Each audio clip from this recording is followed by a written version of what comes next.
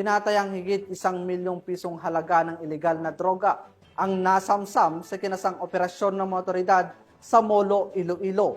3 high-value individuals naman ang naaresto sa naturang operasyon sa bahagi ng tuloy-tuloy na kampanya ng pulisya laban sa pinagbabawal na gamot. Patrolwoman Julibel Albior sa report.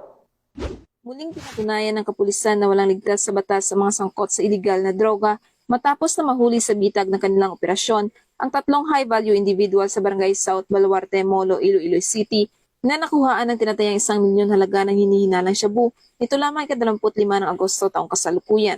Kinilala ang mga suspect na sina alias Rodman, 26 anyos, house painter, alias Linin, 49 anyos, walang trabaho, at alias Ampay, 53 anyos, may asawa at wala ring trabaho, kapwa mga residente ng nasabing barangay. Ang matagumpay na operasyon ay pinangunahan ni Police Captain Roque C. Jimeno III, Officer in Charge ng Iloilo City Police Office, City Drug Enforcement Unit, katuwang ang PDEC Special Operations Unit 6, sa pamumuno ni Police Lieutenant Mark Vic B. Viloria at ang ICPO SWAT.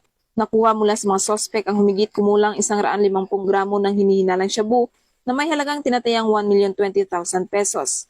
Agad na dinala sa PNP Forensic Unit ang mga nakupiskang ebidensya para sa kaukulang pagsusuri, habang 3 nahuli ay nasa kustodiya na ng Iloilo City Police Station 4 at maharap sa kasong paglabag sa Republic Act 9165 o ang Comprehensive Dangerous Drugs Act of 2002. Muling pinatunayan ng Iloilo PNP na walang makakatakas sa kanilang matinding kampanya kontra iligal na droga at kriminalidad tungo sa mas ligtas at maayos na bagong Pilipinas.